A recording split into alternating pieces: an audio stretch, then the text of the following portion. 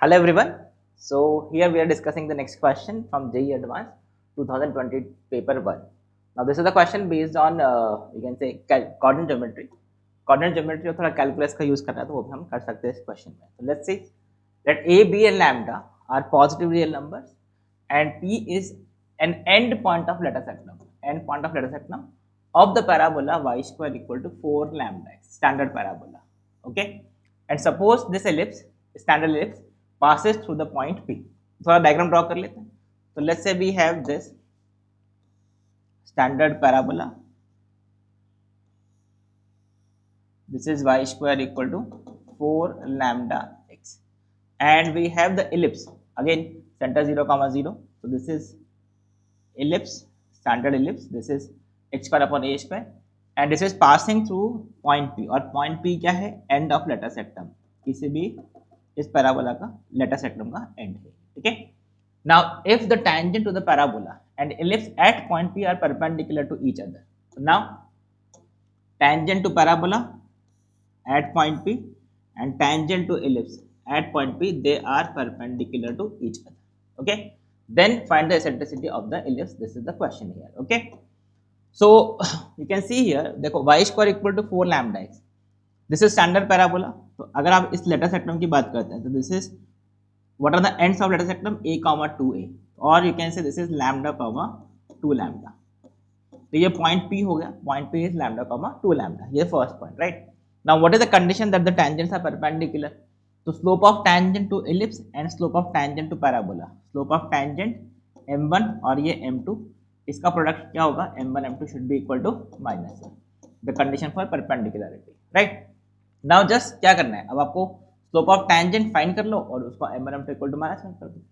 Now how will you find the slope of tangent? तो ये अगर आप यूज करना चाहो t इक्वल टू 0, उससे आप स्लोप ऑफ लाइन फाइंड कर सकते हो, या फिर आप dy by dx directly use कर लो क्योंकि आपको सिर्फ स्लोप से ही मतलब है. तो what is the slope of this और what is the derivative of this? This is 2y dy by dx. This is equal to 4 lambda.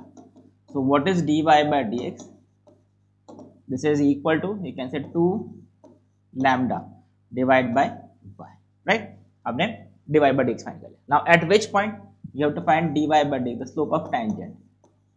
At which point? At point P is equal to 2 lambda. What is the y coordinate of point P? Point P का y coordinate is 2 lambda. So this is 2 lambda. So you can see this is equal to 1. मतलब slope of tangent to the parabola at point P is equal to 1. अब इसका slope of tangent find कर लेते हैं same point P पे. So this is, what is the derivative? 2x upon a square plus this is 2y dy by dx, और b तो constant ही है, so this is b square equal to 0. Just differentiate this. So if I arrange this, what is dy by dx for this? इसका dy by dx क्या होगा? इसको arrange कर लेंगे. This is cancel. This is minus x upon a square और ये b square upon y, b square upon y. तो ये आपका स्लोप ऑफ टेंजेंट आ गया एलिप्स पे. अभी we have to find the slope of tangent at point P. So what is dy by dx at point P? तो इसमें x is equal to lambda, y is equal to 2 lambda put कर दो. So this is, let me put it here, this is dy by dx at point P is minus x is lambda, b square, y is 2 lambda और ये a square. So what is this? ये lambda lambda cancel. This is minus b square upon 2a square. तो ये आपका slope of tangent आ गया ellipse पे. Now given that these two are perpendicular, tangents are perpendicular, मतलब इसका slope m1 m2 should be -1. So I can say minus b square by 2a square. m1 slope of tangent at ellipse and slope of tangent at parabola should be equal to -1. m1 m2 equal to -1. ये तो बनी है और ये minus b square. So what is the condition from this? This is b square equal to 2a square. b square equal to 2a square, right? तो ये आपका a और b में रिलेशन आ गया. Now we have to find the what? Eccentricity of ellipse. अब if you have this ellipse, what is the eccentricity of this ellipse? तो just see, आपको पहले इसेंट्रिसिटी के लिए पहले चेक करना होगा a is greater than b और a is less than b. ये तो हमने ऐसे एक रैंडम डायग्राम ड्रॉ किया. एलिप्स तो ऐसा भी हो सकता था, ये तो हमने सिर्फ ऐसे ही ड्रॉ किया था. ऐसा भी तो एलिप्स हो सकता था, वर्टिकल एलिप्स. तो देखो we have got relation b square is equal to 2a square. अगर b square equal to 2a square है, this is obvious, this is very obvious that b will definitely be greater than a, right. और अगर b greater than a है, इसका मतलब क्या होगा, this is a vertical ellipse, मतलब diagram इस टाइप का होगा।